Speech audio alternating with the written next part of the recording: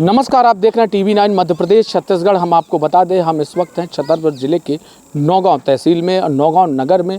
दो बच्चियां ऐसी हैं और एक छोटा सा बच्चा जो अभी भी जो हाथ ठेला है उसको लाकर चौक चौराहों पर लगाते हैं। उसके बाद आलू टिकिया बनाने का और टिकिया पिलाने का लेकर चाउमीन ये चीज़ें बनाते हैं और उससे उनके परिवार का भरण पोषण होता है। आखिरकार 1 वर्ष पहले उनके पिताजी का डेथ हो गया था, उसका कारण अभी भी अज्ञात है। किस कारण हुआ है, इन सब चीज़ों को देखते हुए जब परिवार की भरण पोषण की बात आती है तो इन बच्चियों ने हाथ आगे बढ़ाया और स्वयं हाथ ठेले को लेकर ये टिकिया लगाने लगी और सड़कों के किनारे लगा कर अपने परिवार का भरण पोषण करती हैं। सबसे बड़ी बात यह है कि शिक्षा से लेकर स्वास्थ्य से लेकर सारी जिम्मेदारी परिवार की उठा ली।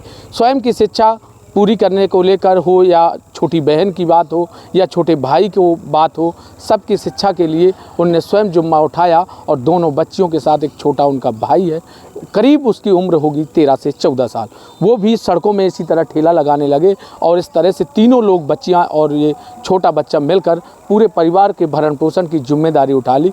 और धीरे धीरे उनका दिन निकलता गया और ठीक कल उनके पिता की मृत्यु का साल पूरा होने जा रहा है। और कल उनके पिता की जो मृत्यु हुई थी, कल के दिन हुई थी, यह भी उन बच्चियों ने बताया। उनसे बात करेंगे, कारण क्या रहा पिता का और इस तरह से आप अपना भरण पोषण कैसे करती हैं। और शिक्षा में बता रहे हैं जो लोग हैं, उनका यह कहना है कि मेहनत कर पढ़ाई करती हैं, जो नगर के लोगों ने बताया। और पूरे परिवार का भी भरण पोषण इसी ठेले से होता है। क्या नाम है बेटा? मेरा नाम राखी राजपूत है। मैं कक्षा 12th में पढ़ती हूँ। और मैं राखी नाम है, आप ये ठेला चलाती हैं और कौन सी क्लास में आप पढ़ाई करते हैं? हम 12th क्लास अभी पास की है 70% से, और ये ठेला चलाते हैं। 1 मिनट, 70 बनी है आपकी। हाँ। आपकी छोटी बहन का क्या नाम है? मेरी छोटी बहन का नाम मनीषा राजपूत है और उसकी 10th क्लास में 72% बनी 72 बनी है। छोटे भाई क्या करता है? छोटा भाई यही मेरे साथ ठेला लगाता है। हम तीनों साथ में ठेला लगाते हैं। और छोटा भाई कहाँ पढ़ा है? उसने 9th क्लास अभी पास की है, 71% बनी है उसकी। 9th में 71।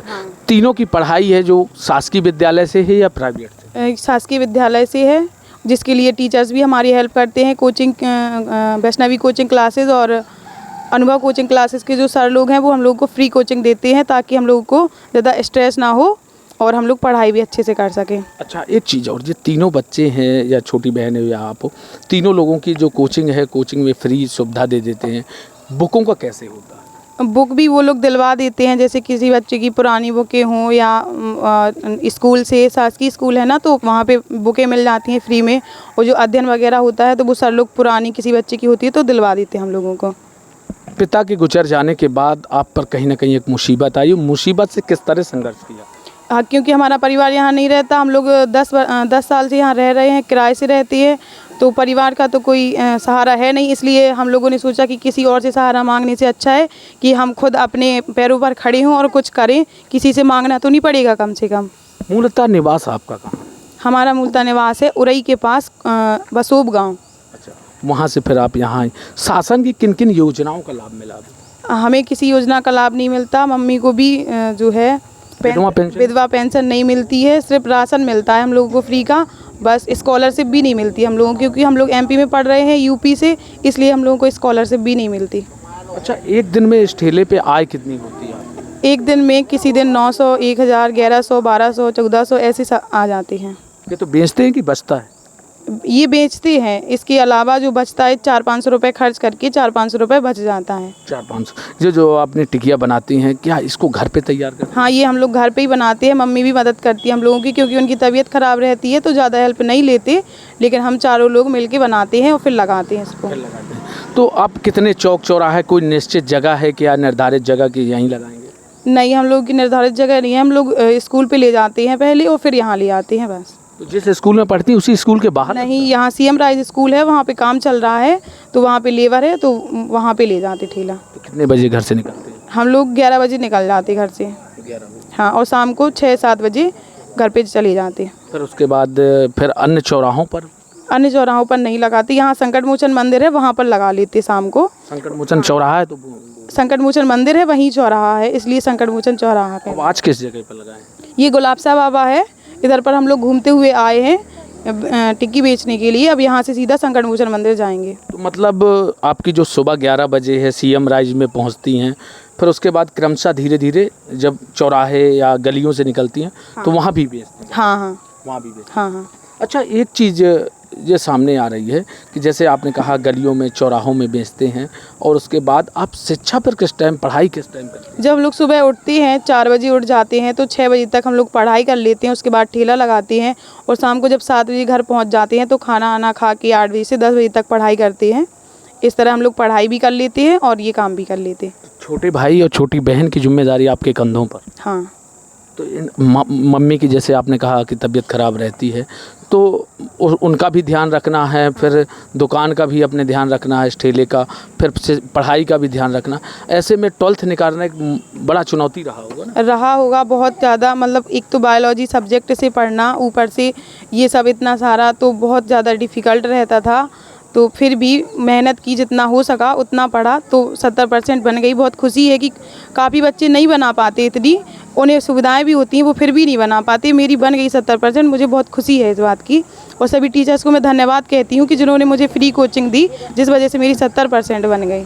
अच्छा, एक सवाल और, जैसे आपको 12 से 13 साल यहाँ नौगांव में रहते होगे नगर में, तो क्या कभी राशन कार्ड नहीं बना? नहीं, हमारा राशन कार्ड नहीं बना। जो गांव में था वही हम लोगों ने ऑनलाइन करवा लिया था, और राशन भी अभी हम लोग 2 ही साल से ले रहे हैं, पहले हम लोगों को नहीं मिलता था। 2 साल से ले। तो यहाँ के उसे भी हमें धौर्रा तक लेने जाना पड़ता है, यहाँ नौगांव में नहीं मिलता हम लोगों को, दूसरे गांव जाना पड़ता है। धौर्रा यूपी में आता है? हाँ, यूपी में आता है। तो कभी यहाँ के प्रतिनिधि, जनप्रतिनिधि हैं, उनसे चर्चा की क्या? नहीं की, ज़्यादा जानकारी नहीं है हम लोग को। पापा जानते थे तो उन्होंने कभी चर्चा नहीं की, तो हम लोग भी नहीं करते। जी, अब बात करेंगे। गुड़िया, आपने किस तरह से अपनी 10th की तैयारी की? मैंने अपनी 10th की तैयारी बहुत अच्छे से की।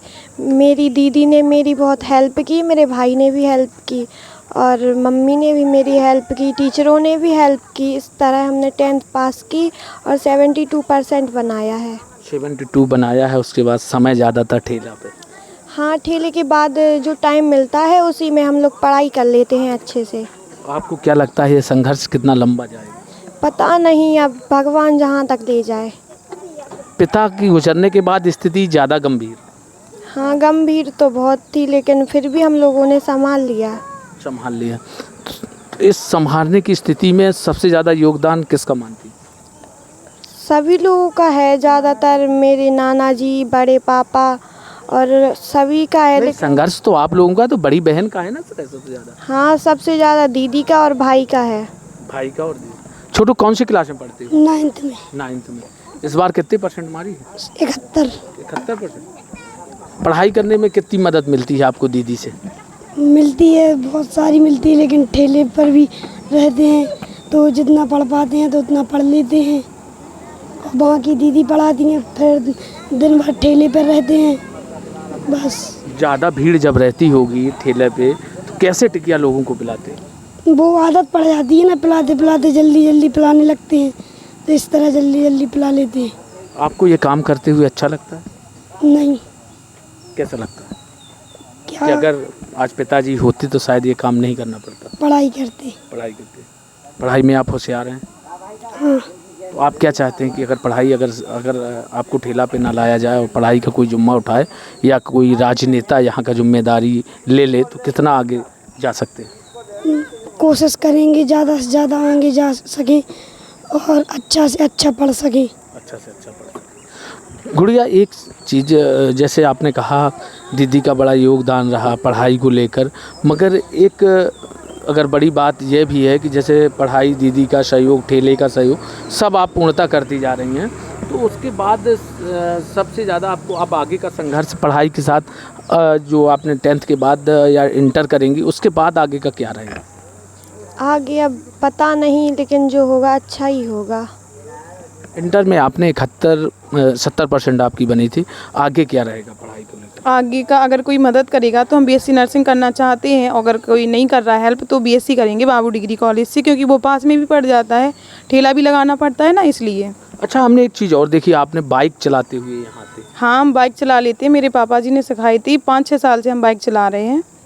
इससे मदद हो जाती है मेरी थोड़ी सी। जैसे कोई अगर अचानक घर में बीमार होता तो किसी की मदद की? हाँ, तो हम ले जाते ना, पापा भी कई बार बीमार पड़े तो हॉस्पिटल ले जाते थे, किसी की हेल्प नहीं लेनी पड़ती थी, किसी के द्वार नहीं जाना पड़ता था कि आप चलो या आप चलो, पापा को बैठाल के सीधा हॉस्पिटल ले जाते थे। नर्सिंग क्यों चुन रही हैं? नर्सिंग अच्छा लगता है इसलिए नर्सिंग चुन रहे हैं। अच्छा लगता है।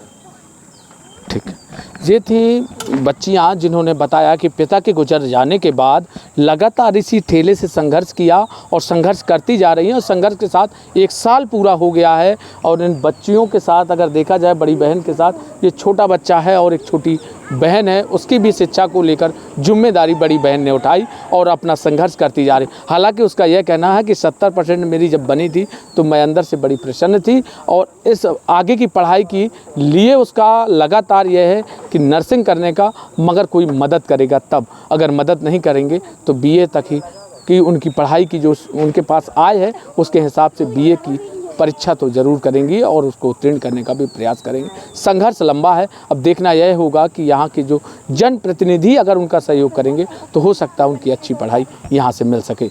छतरपुर से TV9 के लिए प्रदीप सिंह।